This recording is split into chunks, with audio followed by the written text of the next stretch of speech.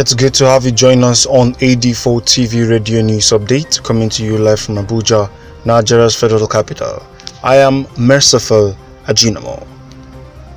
Lagos State, Nigeria has recorded 3 more coronavirus deaths, bringing the total deaths reported in the state to 13.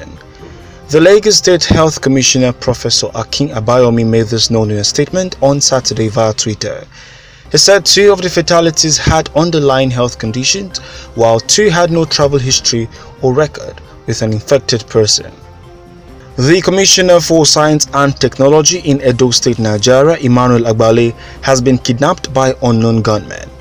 The State Command Public Relations Officer Chidi Nwabuzo confirmed to newsmen that Agbale was abducted by yet-to-be-identified kidnappers on Friday evening around Ogbemudiafan along the Benin-Auchi Road in Eho Divisional Jurisdiction. He added that the orderly to Agbale was shot dead by the kidnappers in the process, while his driver escaped. He also noted that investigations and the search for the commissioner have both commenced. The Nigeria Center for Disease Control on Friday said the number of confirmed Lassa fever cases in the country has increased to 973 in the 15th week of 2020 from the 963 cases recorded in the 14th week. 10 new cases were reported from Edo, Ondo, Kogi, Nasarawa and Plateau State. There is, however, no record of death in week 15, leaving the death toll at 188 for this year.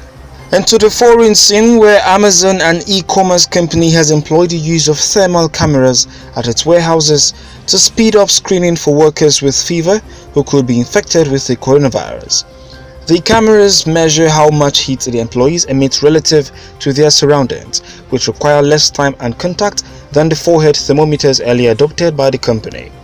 According to employees, Amazon has set up the hardware for the thermal cameras in at least 6 warehouses outside Los Angeles and Seattle, where the company is based. Amazon, in a statement, confirmed that some warehouses have implemented the systems to streamline checks to support the health and safety of employees who continue to provide critical services. You're watching AD4 TV Radio News Update. We'll go on a short break now. More stories when we return this time. As the world faces the challenge of the coronavirus pandemic and governments around the world are racing against time, AD4 TV Radio thanks you all for doing your part to stop the spread of the disease. Be safe at home and practice hygiene. Protect yourself and others. Do not panic. Do not self-medicate. Listen to all preventive advice and stay at home, as well as maintain social distancing. Say no to fake news.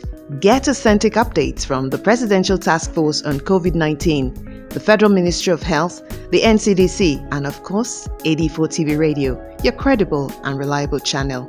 Please stay safe to save others. You're welcome back. In the United Kingdom, Buckingham Palace this Saturday, Britain's Queen Elizabeth II will not celebrate her 94th birthday on Tuesday with a traditional gun salute due to the coronavirus crisis. The palace explained that Her Majesty was keen that no special measures were put in place to allow gun salute, as she did not feel it appropriate under the current circumstances. Lockdown orders were extended for another 3 weeks as the country's official death toll hit 14,576.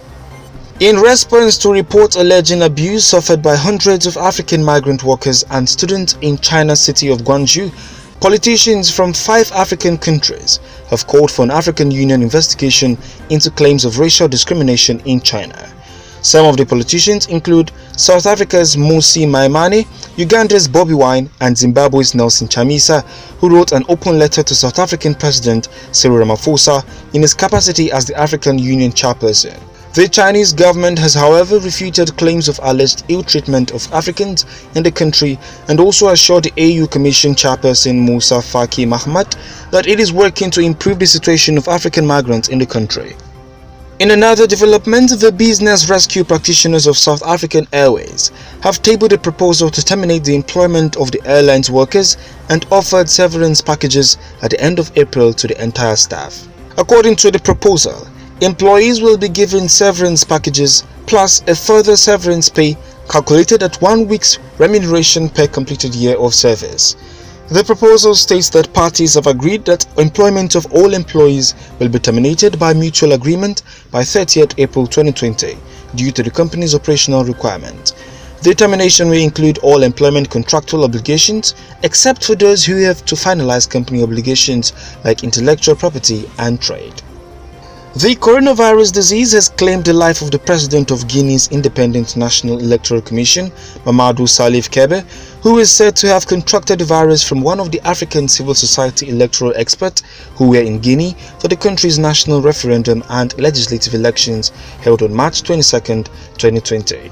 A statement issued in Abuja, Nigeria this Saturday by the spokesman for the Economic Community of West African States Network of Electoral Commissions, Paul Ejime, said Kebe was hospitalized for a few days and died in Conakry this Friday, April 17th, adding that 7 of the visitors who are still stranded in Conakry because of the coronavirus pandemic are also reported to have also tested positive to the virus.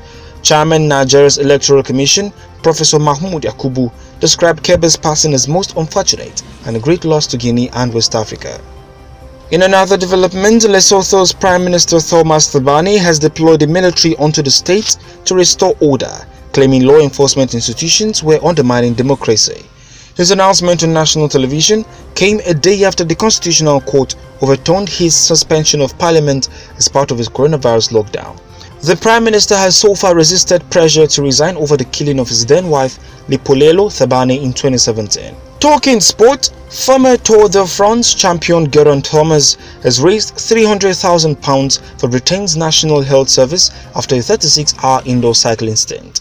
The Welshman rode a trio of 12-hour rides over 3 days on a turbo bike in the garage of his home in Cardiff in a bid to raise funds to tackle the coronavirus outbreak. Professional cycling, as with all major sports worldwide, has been suspended following the spread of the virus, with this year's Tour de France delayed from June and July until August and September. That's it on AD4 TV Radio News Update, coming to you live from Abuja, Nigeria's federal capital.